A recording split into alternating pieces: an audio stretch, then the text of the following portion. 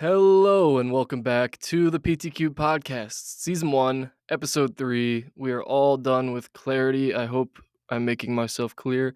We are moving on to passions and emotions, next topic. So that'll span the next 2 episodes. And I just wanted to preface this episode today with some, I guess, personal passion slash emotion. Uh, it's a little bit annoying, but Spotify decided to kind of just ditch their own internal podcast making uh, system.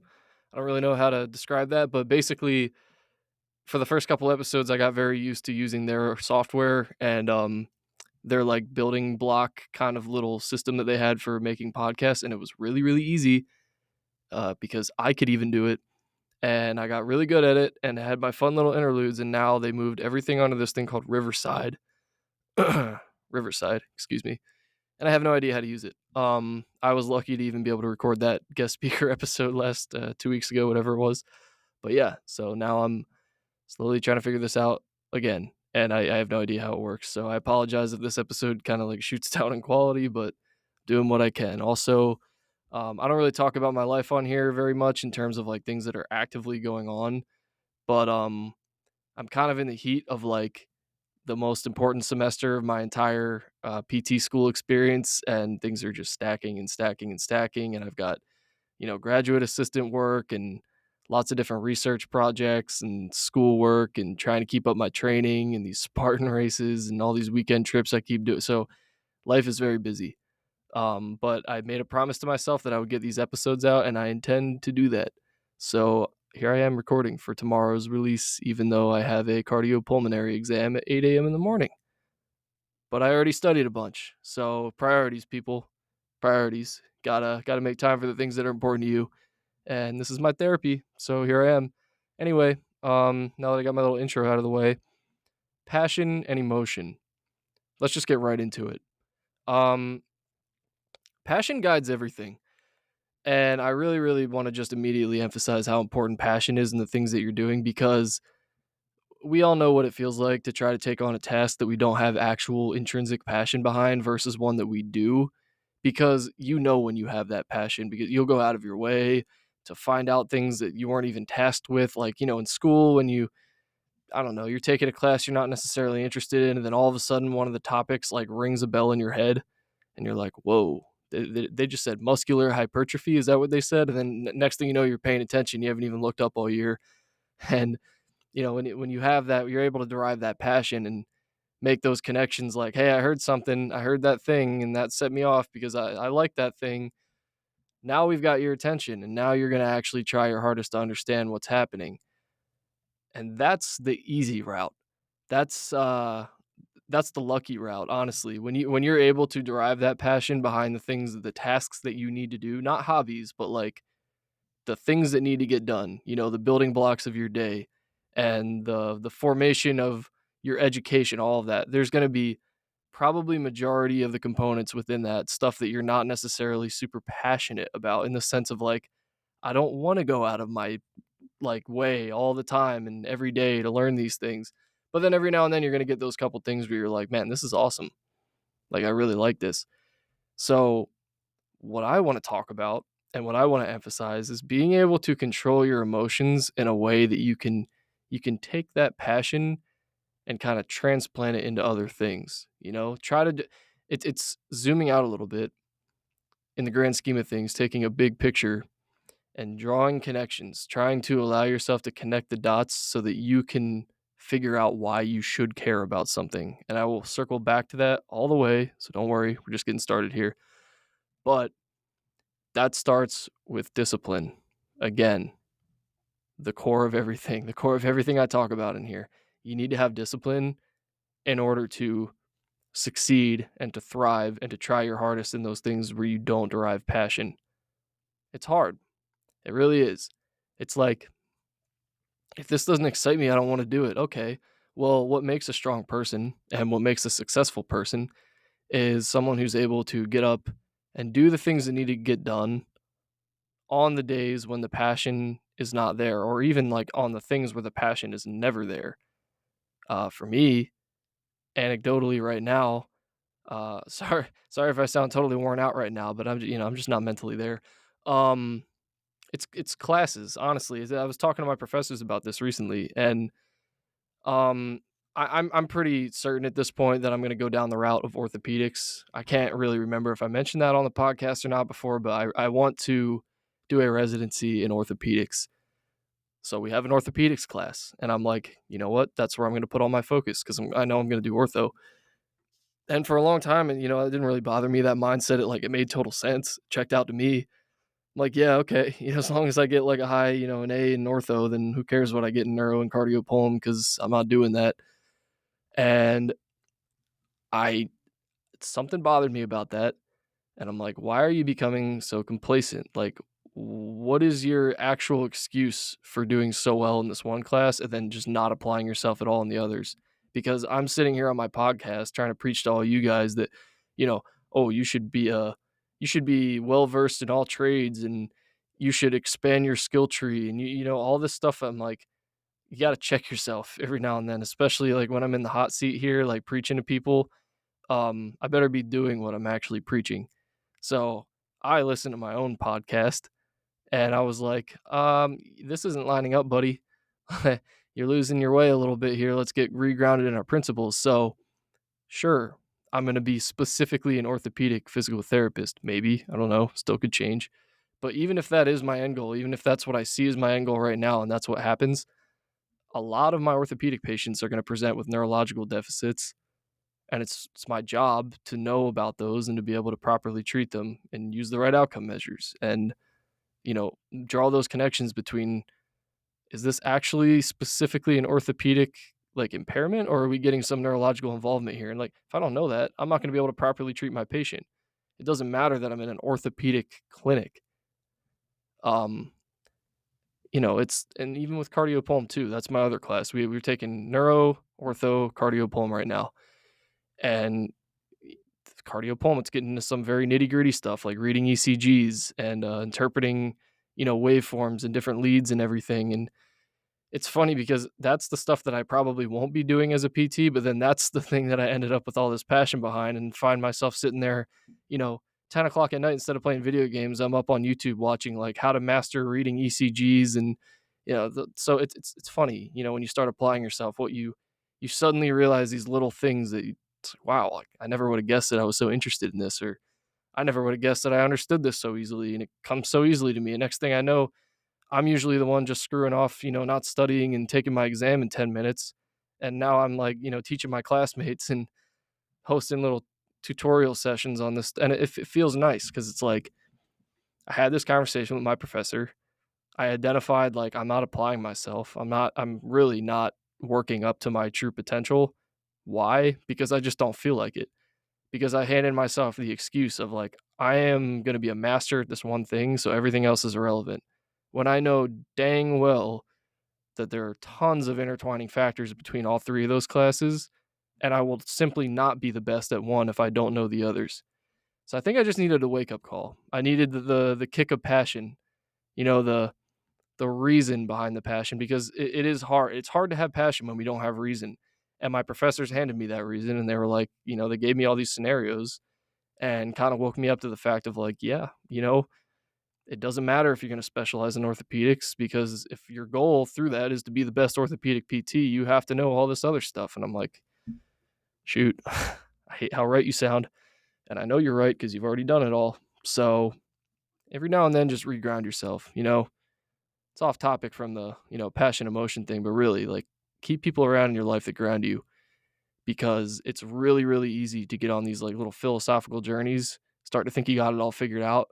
And then next thing you know, you take a step back and you're realizing like the deeper I get into this, the more I'm walking away from the basics. And I know I touched on that before, but that's really what I've been feeling recently. It's like, dude, back to the basics, man. Like relearn your swing. You're swinging for the fences on one specific pitch every time, but then if the pitcher throws another pitch, you're just standing there watching it go by. Why? Learn to hit the curveball. For me, learn to freaking get a B in neuro. So that's where I'm at. But it's a huge thing. It's like, one, identifying what you actually have passion for, and then really, really just jumping on that. because all of us we were all born with a completely different skill set, and I think that's a really cool thing, because even, you know, you could find someone who has 75% of all the same skills as you, and you work really great as a team, but in the end of the day, there's still going to be things that you succeed in, you thrive at, that they don't, and vice versa.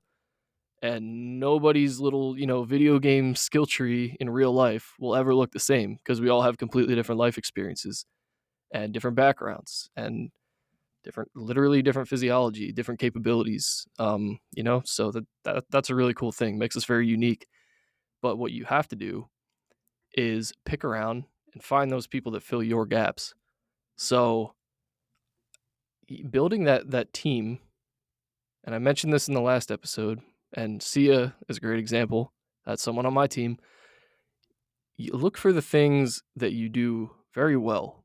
Identify the things that you do very well, and be proud of them, first of all, because that's pretty cool. Skills are skills, and skills are pretty awesome, and you should utilize them to their fullest extent. So when you know you're good at something, find things, like align your hobbies, align your goals, align your tasks with those skills that you're good at, because why not utilize your skills? Like, don't try to take a harder path for no reason. The Stoics are all about, like, of course, like, pain and strife and all that makes us stronger. But the one big thing is that you don't want to actively seek out strife. We should be prepared for the storm. We shouldn't sail into the storm on purpose. And that's something I really want to drill home, is like, a lot of people talk about, oh, pain is growth, and, suffering is growth. And yes, it is. But a normal person in a healthy state of mind should not be searching for pain. You should be prepared for pain. You should not be actively trying to inflict it on yourself. That's not good for you. So that's a good segue here on being invincible. So here's a quote. Epictetus Discourses, he says, "Who then is invincible? The one who cannot be upset by anything outside their reasoned choice." So what's your reasoned choice? Well, here's what Ryan Holiday says. Have you ever watched a seasoned pro handle the media? No question is too tough, no tone too pointed or insulting. They parry every blow with humor, poise, patience. Even when stung or provoked, they choose not to flinch or react. And they're able to do this not only because of training and experience, because they understand that reacting emotionally, it's just going to heighten the situation, make it worse. So they navigate press events. They've internalized the importance of keeping themselves under calm control. The media is waiting for them to slip up, get upset, So that's their successful way to navigate the storm. The inevitable storm is to just not entertain it. And, it's unlikely that you'll face a horde of probing reporters and, bombing you with insensitive questions. But I think, so does Ryan Holiday, that it would be very helpful that whatever stresses or frustrates you or overloads you, brings you away from your way. Picture that image of the reporter and the athlete getting interviewed, and use it as your model of dealing with those external stressors. Our reasoned choice, the Stoics say, is basically an invincibility that we are able to cultivate within ourselves. So we can shrug off attacks and we can breeze through pressure or problems. Like in our model, when we finish, we can point back at the crowd and say, next. If like if that's how you should think of it. So when these things press you and you feel that you're being moved by externals, your emotions, they're flaring, you've got a choice here. You either react immediately, and then you get to look back on it probably 30 to 45 seconds later and be like, why did I do that? Or you can just take a minute, couple minutes, the whole day probably, and make the very simple and beneficial decision of tabling it. Be the athlete in the interview that says, next. Just like, avoidance is not bad if tailored to the right things. You should avoid external pressures and external energy that is corrupting you and misshaping your mind. So it's okay to not have an opinion. Also, that's an important note. I think everyone feels too much, too often, like they have to have an opinion about everything. You really don't. It's okay to not give your input sometimes, because I think that some people, they feel that if someone has a differing opinion than them, they just have to contest it. Like, it doesn't matter if the other person gives their point of view. It's like, dude, have an open mind. Like, you don't have to contest somebody just because they have a differing opinion than you. How about hear them out, see what drives them, see what made them make that decision anyway. How did they get down that thought tree? And then who knows? Maybe you learn something you didn't know. Because we can't go into these interactions. You can't just walk around every interaction that you have with people thinking that you know more than everyone else does, because in reality, you might be really, really knowledgeable in a couple different, uh, topics, specialties, professions, anything, skills, hobbies, whatever you do that you have made yourself an expert in, that's your realm. Okay, so sure, be the master of that realm and educate people on that stuff. And if people ask you questions, there's your passion. Spread your passion to them and help them out. But you are not a genius in everything. I'm sorry, but no matter how smart you are, no matter how I don't care if the person with the highest IQ in the world is listening to this right now, you don't know everything, and every single person around you knows more than you about something, probably multiple things. And you just have to be okay with that. And instead of approaching all these conversations with emotion and letting yourself get, oh, who is this person to tell me I'm wrong? And who is this person to tell me that, well, maybe this person is someone who actually knows the correct answer.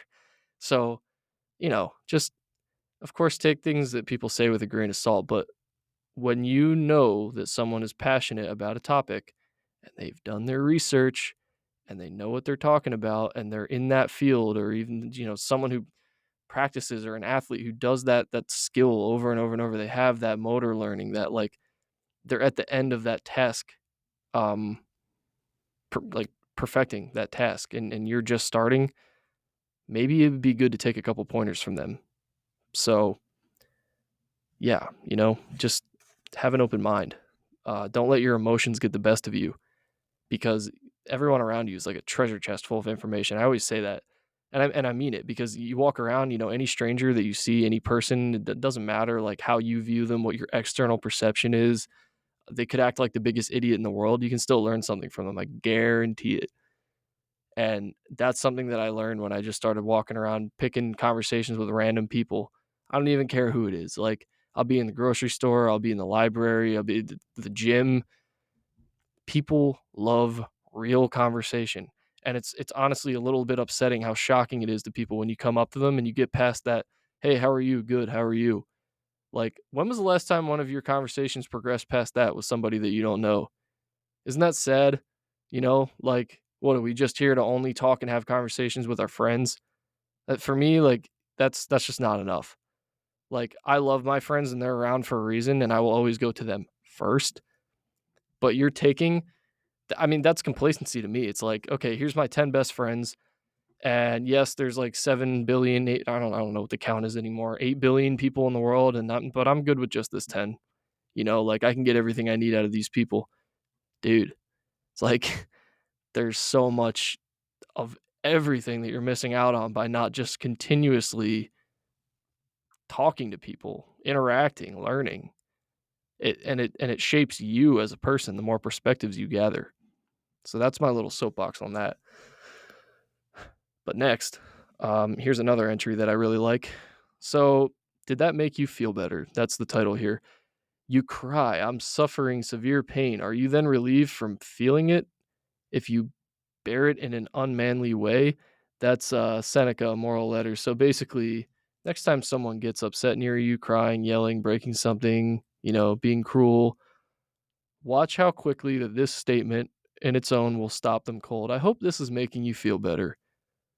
You ever been told that by someone while you're freaking out, or like, having one of your little emotional flare ups, and you finally just snap on someone and you get real mean, real nasty? I know everyone's had one of those moments where you're just like, in the moment that you're just being like an a-hole, like a total a-hole, but you just do it anyway. And then you ever have someone be like, yeah, I really hope this is making you feel better. It's the worst, because what do you say to that? Like, it just immediately makes you analyze what you're doing and feel like an idiot. So I love that. It says of course it isn't. Only in the bubble of extreme emotion can we justify any kind of behavior like that, and then when called to account for it, like when someone says something like that to you and you have to suddenly introspect in that moment, you're like, it's almost embarrassing. It's like, where do I even go from here? Like, most people end up just kind of like, walking away at that point. But it's really worth applying that standard to yourself. So the next time you find yourself in the middle of a freak out or like moaning and groaning and, crying tears of regret, just ask yourself, is this actually making me feel better? Like, is this actually relieving any of the symptoms that I wish were gone? Or am I simply just taking something that I did not address and projecting it on everyone else around me and making it everyone's problem instead of mine that I could have internalized and fixed myself? Just saying. It's definitely worth the note.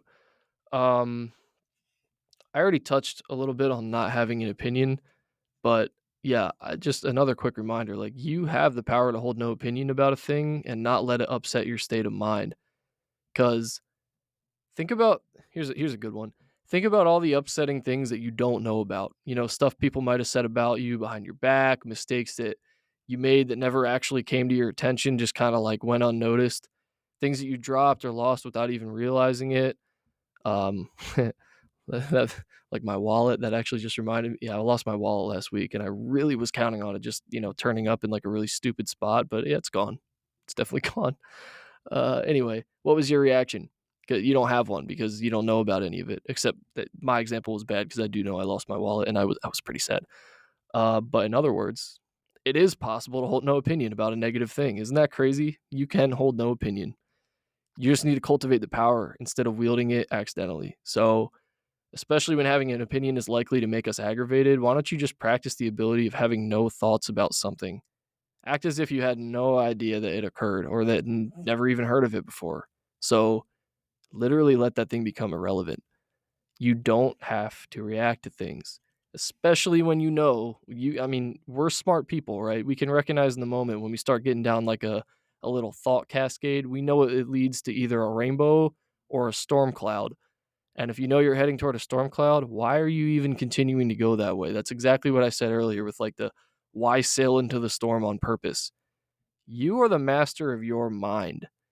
Like, that's your kingdom and it's your job to rule it just, in a just rightful way. And why would you push your kingdom into strife is the way I like to look at it. Like, if you have full control over this, like I've said, I'll remind you guys this of all the time, remind you of this in particular. The only thing that you control indefinitely in this lifetime is what is within your mind, not even necessarily your body in some cases. So if you have control over that domain, why not utilize that? It was the only thing that you were granted full control over, but you're still taking the steering wheel and going, "Yeah, let's go over there to the sign that says abyss." You know, why? Why do it? So sometimes it's better to just not think. I'm honestly really jealous of some of my like airhead friends who I feel like never actually have any kind of like logical thought process. They just exist and like breathe air. Those are the best people, man. Like, that's the definition of a stoic. They got nothing going on up there. They just live, love. What is that stupid thing? Live, laugh, love.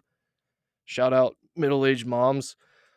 Um, yeah, and we talked about a diet on the last episode. I really, really like that. Shout out Sia. That was really insightful stuff, and I'm not being sarcastic. That mental diet, that everything diet, that's a really great point. And you can look at yourself as a machine. You got to fuel the machine, right? Anger is bad fuel. There is nothing more stupefying than anger, nothing more bent on its own strength. And if successful, none more arrogant. If foiled, none more insane. Since it's not driven back by weariness, even in defeat. When fortune removes its adversary, it turns its teeth on itself. That's a lot of fancy words. Seneca on anger. So let's break that down a little bit.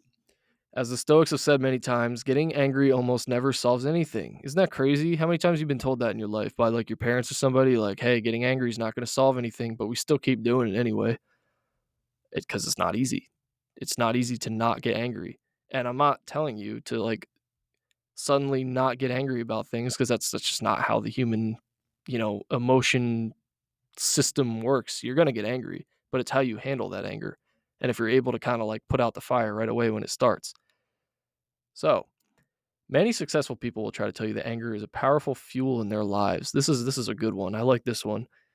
People always talk about, "Oh, I'm on my villain arc." Like I'm the villain and I just want to prove everybody wrong, shove it in their face, and anger being fat or stupid created, started my gym arc, and now that's why I got so strong. And I'm out here trying to defy my haters. People literally like synthesize haters in their mind. It makes me laugh every time I'm looking at gym posts and stuff.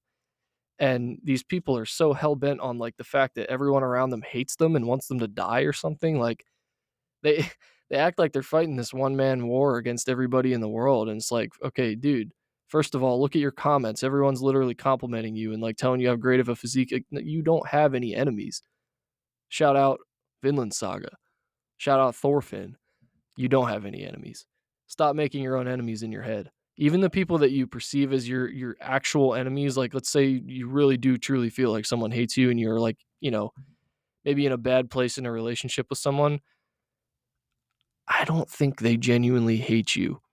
I think they might really dislike something that happened between the two of you, but like I don't think that anyone truly hates a person. I think that a lot of our perceptions of people come from one, projections of our own shortcomings, things we see in other people that make us jealous and envy that person and want the things that they have. And three, a lot of the times it just comes from conflict of interest and prolonged conflict of interest. You start to really dislike someone because they're always contesting you or they're always making you feel stupid, or it's like, okay, well, you have the ability to not feel that way. Someone can be the bigger person in this situation. You don't end up just magically hating someone one day. It's usually like a fractured relationship that refuses to get repaired by either side. So, all I'm saying is, in most cases, all it takes is one person to take accountability and you can mend that right up. I'm not going to speak for everybody in every situation, but from my life experience of now 23 years as of yesterday, that tends to be how it works. It's not so hard to patch up relationships if you actually try. But back to the topic of everyone against me, me versus the world. That's very short-sighted. Um, I think, these stories ignore all the pollution that's produced as a side effect of anger and hate and the wear and tear that it puts on your like physiological engine, because it ignores what happens when the initial anger runs out. Like this mindset, yeah, it's great for motivation, not for discipline. Talk about the small fire that burns long, the big fire that burns out. Anger is a forest fire, an enormous fire that will burn straight through everything that touches it within 30 seconds. It's gone. It's like the biggest boost of adrenaline, anger, energy, everything. Yeah, you know what it feels like to be blinded by anger. And people like to take that and, walk right into the gym with it. And that's honestly that's how a lot of guys that I know started working out. And that's fine. Honestly, it's kind of how I started working out. You just want to prove somebody wrong, or you want to prove yourself wrong, or you just prove the world wrong because you just synthesized all these enemies that you don't have. But how do you maintain that? Because that anger is going to run out. Time heals all wounds. I don't care what you say. That's true. And, you know, how how many more times are you going to refuel with that anger intentionally just to give yourself that same feeling that you had, like that motivation that you need?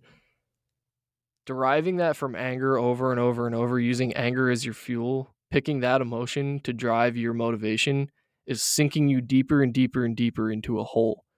And you might not see that at the surface. You might think that you're doing yourself a favor because it's really easy to look at something like that and be like, well, it doesn't matter what gets me in the gym. All that matters is like the work that I'm doing in the gym. Or I'm just using the gym as an example because it's an easy one that a lot of people do this with. But you should never let anger or resentment or that idea of proving someone wrong to fuel things that you do, because that is not intrinsic. You're not there for you. And we talk a lot about doing things, for the better of you, doing things that align with your goals, your guiding principles, things that, your passion. It doesn't matter if you're angry. That's not passion.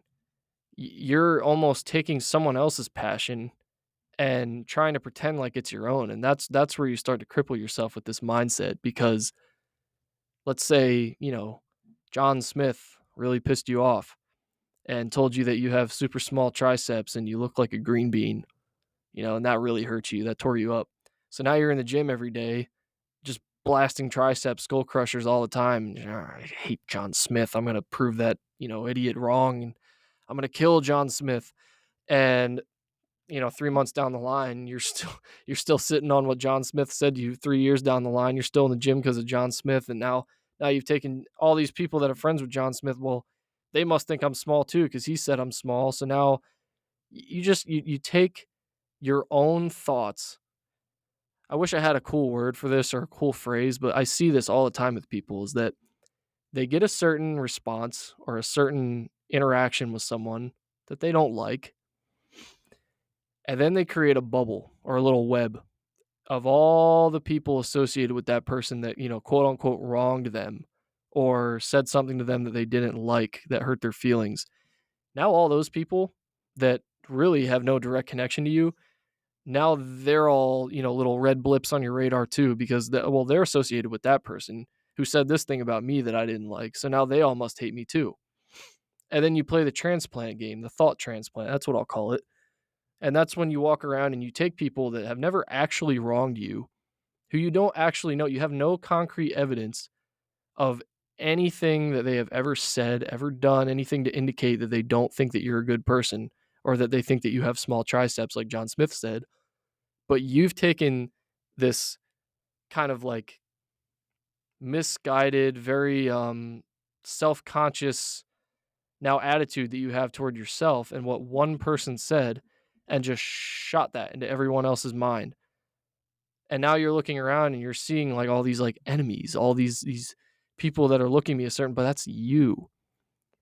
You're taking all these tangents and all these like wild, uncontrolled thoughts, and they're so wild that they don't even have a room for your brain anymore. Now you're shooting them into other people's minds and you're creating problems for yourself. So, you know, Martin Luther King says hate is too great a burden to bear.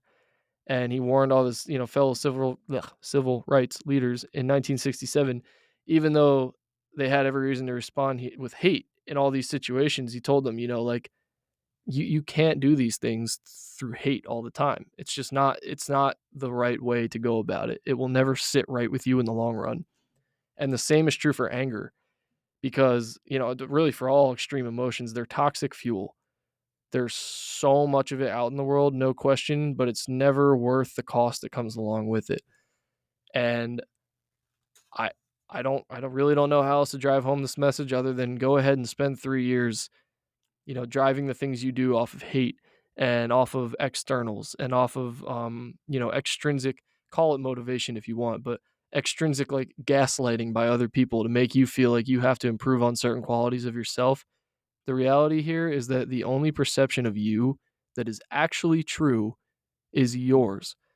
And you have to understand that and you have to become okay with that, because you're going to go through this lifetime, walking around, you're going to meet so many people. You're going to meet so many people that contest you, so many people that seem like they hate you. And some of them are going to blatantly say it to your face, tell you that they think you're a horrible person. And you might not even know why they think that. And they might choose not to elaborate. And now you got two choices. You either sit on that and you get all worked up over it and you start letting their reality become the truth of your own when it's not, and then take that and start transplanting it in everyone else's mind. Now all of a sudden you've got all these non-existent enemies. Or number two, you simply don't even, you know, next. You pointed the next reporter. Next. Because why is that relevant to you?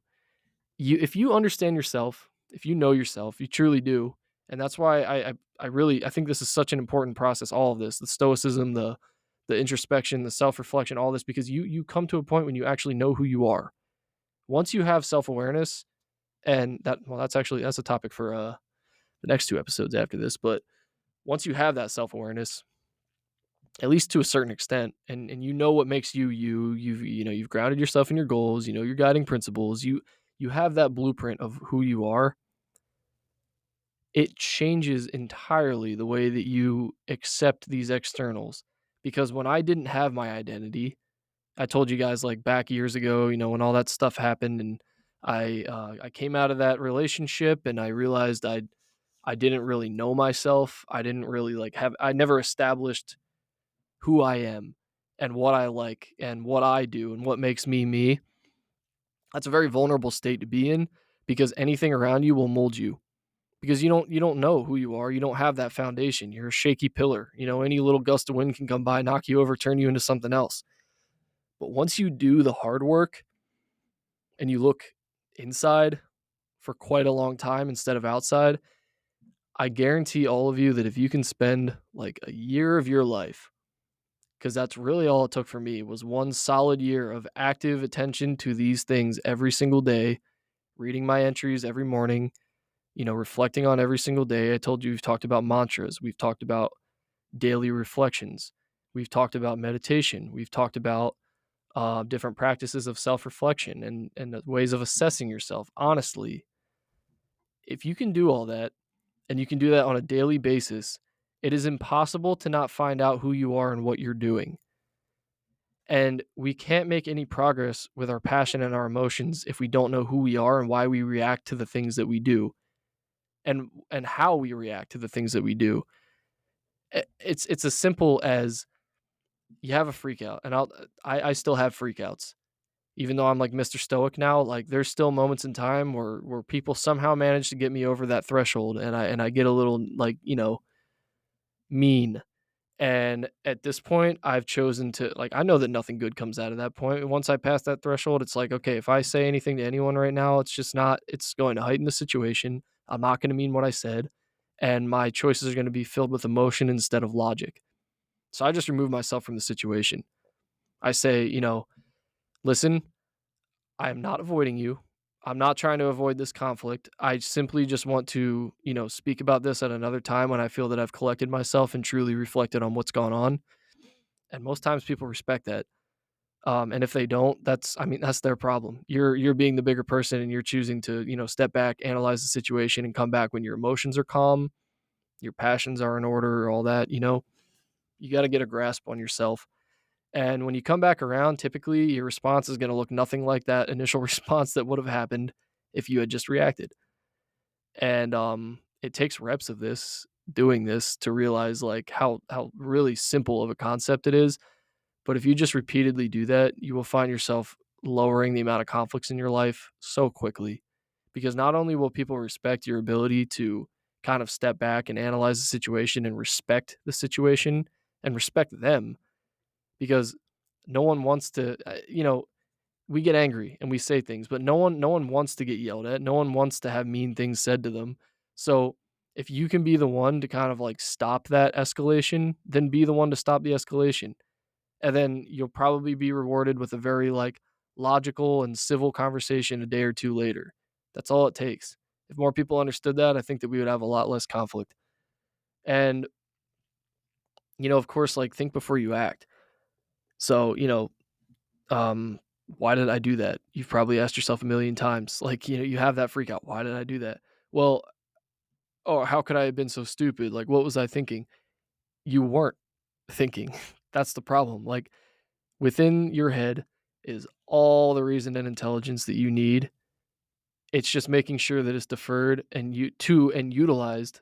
And that's the tough part, is that making sure your mind is actually in charge, not your emotions. Those are two different things. There's the you up in your head, and then there's the reaction to externals you up in your head. And you need to be that king of the kingdom, like I said, and kick out all the bad invaders and send them away, get them out of there. Fix your attention on your intelligence, the real you up in your head, and stop letting that second you pop in and start being like the tyrant king. So let's talk about, because obviously emotions are attached to happiness. And I will say, you do all this work on assessing your emotions, controlling your emotions, everything. Well, what happens when you stop fueling yourself with all these like extreme negative emotions is suddenly you're left with, well, what's the opposite of angry? Happy, I think. Life gets a little bit happier when you got your emotions in check. So what's the enemy of happiness? Well, Epictetus says, it is quite impossible to unite happiness with a yearning for what we don't have. Happiness has all that it wants, and resembling the well fed, there shouldn't be hunger or thirst. So Ryan Holiday kind of continues on to say, I'll be happy when I graduate, we tell ourselves. I'll be happy when I get this promotion, when this diet pays off, when I have the money that my parents never had. And this is called conditional happiness. When we sit there, and I'm sure all of you have done this, you look at your goals, and instead of appreciating where you're at and being happy about where you are at, sorry, everything becomes it's all just on a timeline now. I'll be happy when this happens. I'll be happy when I accomplish this or that. And conditional happiness is what psychologists call like this kind of thinking here. And any thought processes that include anything along the lines of like, when X I will be happy, or when X I will be satisfied with myself. The reality of the situation is that, like a horizon, you're going to walk for miles and miles and never reach it. You will not get any closer if this is the way you're going to look at things, because it's not like you're going to stop setting goals. It's not like you're going to stop expecting things out of yourself. It's just going to be an endless circle, a loop, over and over and over and over, of conditional, you know, parameters that you set on yourself. When this happens, then I'll be whatever. When this happens, I'll be happy. If you're eagerly anticipating some future event all the time, like, and placing your passion in something that's not right in front of you, passionately imagining something that you desire but don't have right now, looking forward to some happy scenario. I'll be happy when I go on my vacation.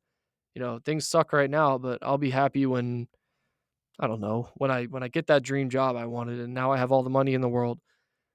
As pleasurable as these activities might seem, they ruin your chance at happiness right here and now. And isn't that's what's important, right? Because we're not living in the 10 years from now version of ourselves. We don't get that, like, opportunity to just skip ahead in time and not do any of the work and just simply get to reap all the benefits of work that hasn't been done. You don't just like have an amazing harvest without planting the seeds and tending to the crops for months and months and months. Like, that's not how it works.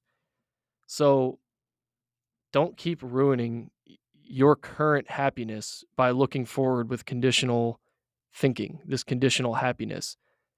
You got to locate the yearning for more, better, someday, see it for what it is, and that's the enemy of your contentment. So choose it or your happiness. So Epictetus says that those two are not compatible, and I think it's very true. And that's how a really good way to control your emotions. I mean, so many people either live in the past or live in the present. And I think that's like kind of one of the main points that I want to drill home here coming toward the end of today's episode, is that why live in the past? Why? I've talked about this before, but we can assess our past very easily. There's the things that we could have controlled and the things that we could not have controlled. And I think before I've said like, okay, well, if you could have controlled it, then sure, it's worth maybe a small train of thought. But really, really, is it? Like, derive a lesson from it, sure. Understand the same way that we study history to not repeat the mistakes of our history and to hopefully replicate some of the successes.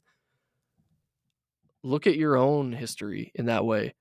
Don't, if you're going to look back on things, and specifically bad things, have a reason. In the same way that I say put a reason behind everything you do, or like ask yourself, is what I'm doing actually worth it? Or what am I getting out of this? You should ask yourself that same question in reminiscing. Like, are you sitting there, thinking about all the good times you had with your buddies and smiling and just really like, man, like, that's a great feeling? Okay, that's great. Like, that is what memories are for. That's what, you enjoyed that moment. Now you get to carry that on with you forever. And those are good thoughts to feed into your mind.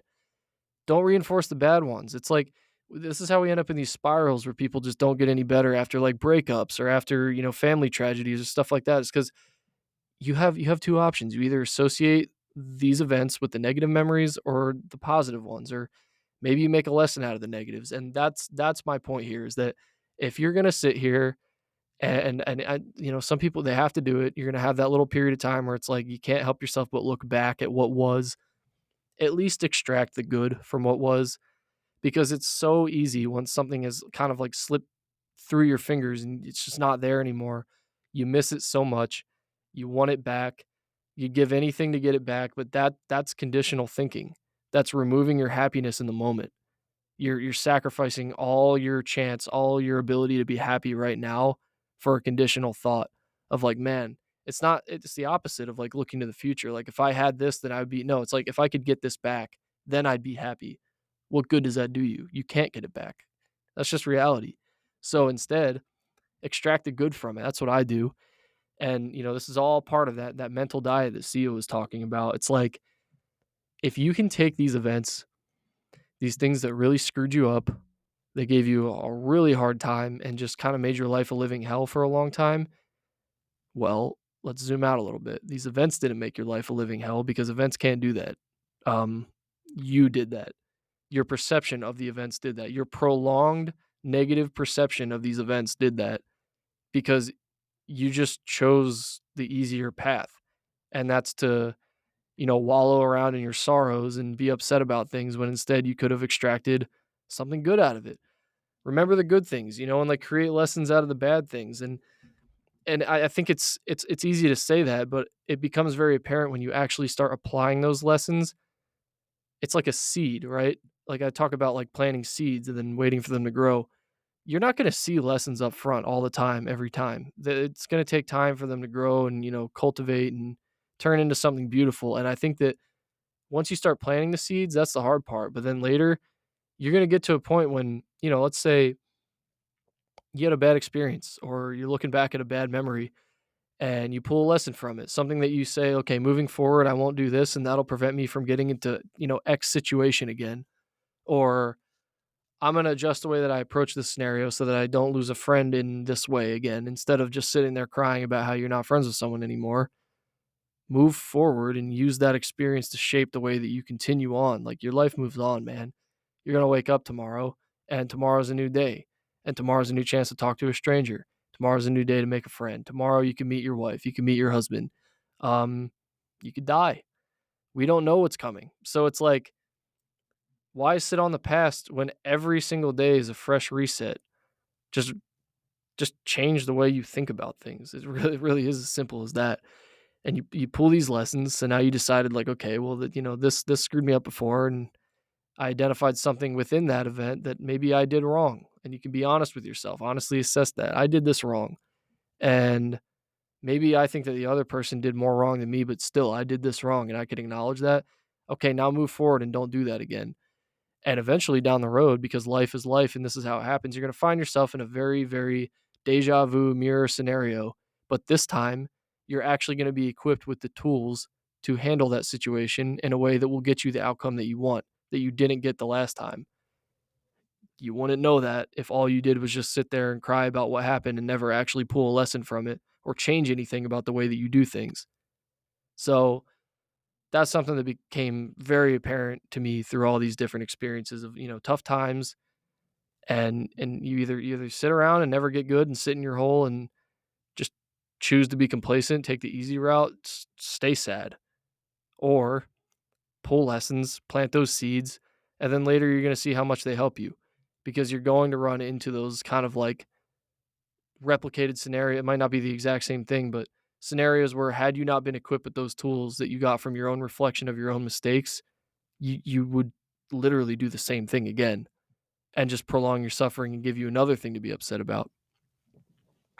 So, with that being said, that's kind of like my piece on passions and emotions. I do guide these podcasts roughly off of that Daily Stoic book that I told you all. Again, I'm gonna it's completely like non-profit plug here, lads. Seriously, this book, it guides my whole thinking process.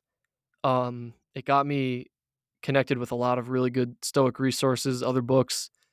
You hear me say it all the time, but Discourses and Letters from a Stoic, and particularly Meditations by Marcus Aurelius. Get that book. If you're not going to get the Daily Stoic, at least get Meditations. That is something that I come back to like every day. There's passages in there that can guide anything that is happening in your life, and it's like the perfect little pocket tool for, your emotions start flaring up. Okay, go read the thoughts of an incredible man who managed all of this in like the most successful way possible. Like, see what he had to say to himself, because that whole book is basically a journal of Marcus Aurelius talking to himself. and assessing his own problems and his own shortcomings and his own, accomplishments, everything. It's like a whole documentation of how this man became a Stoic thinker, and it's great. It's a great resource. So just remember that all of this, again, it's very easy to talk about. It's very easy to conceptualize. It's a lot harder to put into practice, but you have to start with the small things. Take the small wins. We're so caught up in that immediate gratification. Everyone wants to look at their goal list and be able to cross something off every day. I'm going to tell you right now, you're not going to.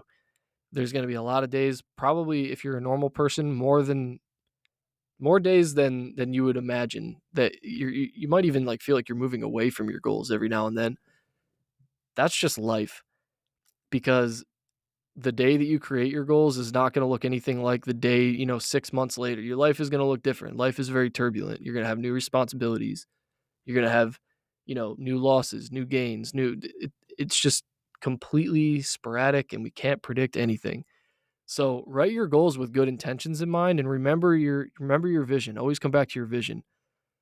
I I like to say that, you're right now beginning this journey of philosophy, everything. You self-help and your own little journey to becoming a better you. Everyone wants to be a better them. That's like the goal of life, isn't it? Just to be a better person.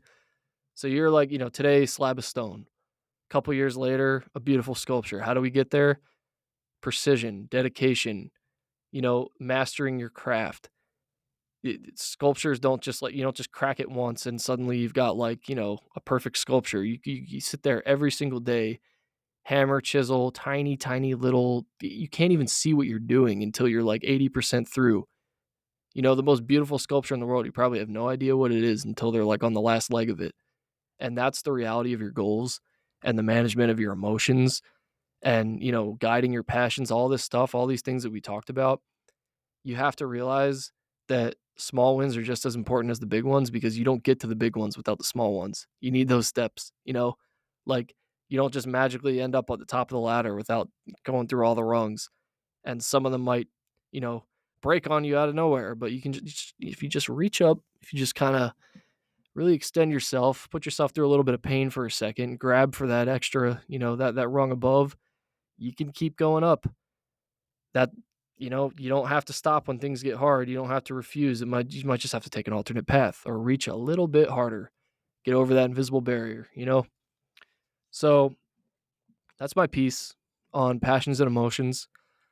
Today again was like I said, I'm gonna have more of a, episode couplets, or doubles, the monologue and then the guest speaker episode. So yeah, I hope you guys enjoyed today's episode. Sorry if it's kind of low energy compared to the rest, but I got my engine rolling there after a little bit. I think that we got some good stuff there. Um, yeah, I truly do hope that all you guys are doing well. I was looking at some of our Spotify statistics or whatever, and seeing, to be expected, since the first episode, the views per episode have gone down like drastically. I'm down to I don't even know what it is at this point. I'm just glad people are still listening, but just being completely transparent, like, you look at that kind of stuff and it's a little bit discouraging, because it's like, as I feel that the quality of my episodes are going up and the more I'm like committing to this goal, and it's getting really hard. It really is. Like, there's just, my life is very, very busy right now. There's a lot going on, and it almost feels silly sometimes for this to be like anywhere near the top of my priority list when I'm like trying to build a career for myself, and I have all these crazy but then, you got to ground yourself and remember there's a reason why you set this goal, Nate. Like, there's a reason why you said that you were going to do this podcast. There was passion. You have to dig deep when you know that there's passion behind the things that you're doing. And I had to remind myself about that today. I'm literally feel like emotional talking about this right now, but it's like, when you have things that make you very happy, you have to serve yourself. It's going to make your life so much better. You have to have those wins, because life is going to get turbulent. Life is going to get very hard, and you need to know what the pillars are that hold you up. So this is something that I committed to, and I know why I committed to it, and I know how happy it makes me. And I think that 2 weeks is just enough every single time to kind of get to that point where it's like, all right, it's been a week and a half since the last episode. And then you start moaning and groaning about, oh, I have to go into the studio and I have to stop studying today so I can record my podcast. Well, the moment I get in here and I start talking, I'm like, remember, this is not just for them, this is for you. And it makes me feel better every single time. And it gets my thoughts, in a place where I can really analyze them. And this is my own version of, self reflection, introspection. And you guys should all have a version of this. So whatever it is that makes you happy, whatever it is when you're doing it, you feel that genuine, that passion, like flaring of good emotions, please continue to do it. Like, make time for it. You have to make time for it. That's what's going to build you into the person that you need to be. There, of course, you're going to have on the top of priority list, the things that need to be done, the things that the annoying stuff, the things no one want to do, do your dishes, do your laundry, like, do your taxes, like that stuff has to get done, but you have to supplement with things that you're passionate about and things that make you happy. It will keep this life exciting. It will keep this life fun. Be more sporadic because your mind knows you best. When you're sitting there and you're looking at, a list of things that you want to do and you've made a tab of weekend trips or whatever, or like, museum that you want to go to. Like for me, I really, really wanted to go to this Japanese museum that I've been looking at for like the last year. And I finally said, you know what, screw it. Just bought an Airbnb, went there the other weekend with my buddies, and it was great. It was awesome. It was everything I expected and more. And ever since I started doing that and just serving myself and understanding, like when you have that root of a thought where you're like, okay, this had to have come from somewhere. There has to be a reason why my brain is telling me we should go do this. As long as it comes from a just reason, and it's not just you satisfying some kind of like materialistic want or whatever, do it. Go see how it makes you feel. You have to explore. You have to learn who you are through experiences. Philosophy is a guide. It's a practice. It's not, you don't attain philosophy. Like, I could do this every single day for the rest of my life and I won't make any progress because the only way to actually make progress with philosophy is to experience. You can read all you want, but the Stoics literally say, remove yourself from the books and go experience the world for what it is, because that's what's going to make you the person that you want to be. That's what's going to build you as a human. That you cannot put any of these conceptual ideas into practice unless you go out and you live and experience things and then call back to those things that you taught yourself and use them in the moment in your real life experiences. And there's the passion. I thought I said I had no energy today, but there it is. Yeah, guys, I mean, this is what it's all about. You have to find what drives you, and you have to just keep hammering it home all the time. All the time, make time for it, because you just need rewards in your life, We all work hard. We're all doing great. And you need to do things that serve you. You can't always just be work, work, work, work, work. Find ways of fun that also benefit you and move you toward your goals. I guarantee you it's possible. You just got to really, really figure out what it is that drives you and which direction you want to head in. So, yeah, I'm going to hop off that rant. But that's passion and emotion, guys. Thank you all for listening. I have to go back to studying now. I got that exam first thing in the morning, got another one on Wednesday. And then I got white coat ceremony this upcoming weekend. So it's our official ceremony of moving from, classroom to clinic. Pretty exciting. So we all get coded. Me and all my classmates, if you guys are listening, really proud of you guys. Can't wait to give my little opening speech. I'm sure you're all sick of hearing me talk, but yeah, it's a really cool time in my life right now. I think that there's just a lot of stuff coming together, a lot of puzzle pieces just snapping into place all at the same time, and I'm really grateful for it. So, yeah, all good things coming. All good things coming. Good vibes, good energy. Let's expel the negatives and accept the positives and create our own positives. So thank you all for listening. For those of you that have been here since the first episode and are still listening, I really, really do hope that you're deriving some kind of, lessons, help, any kind of guiding principles out of this.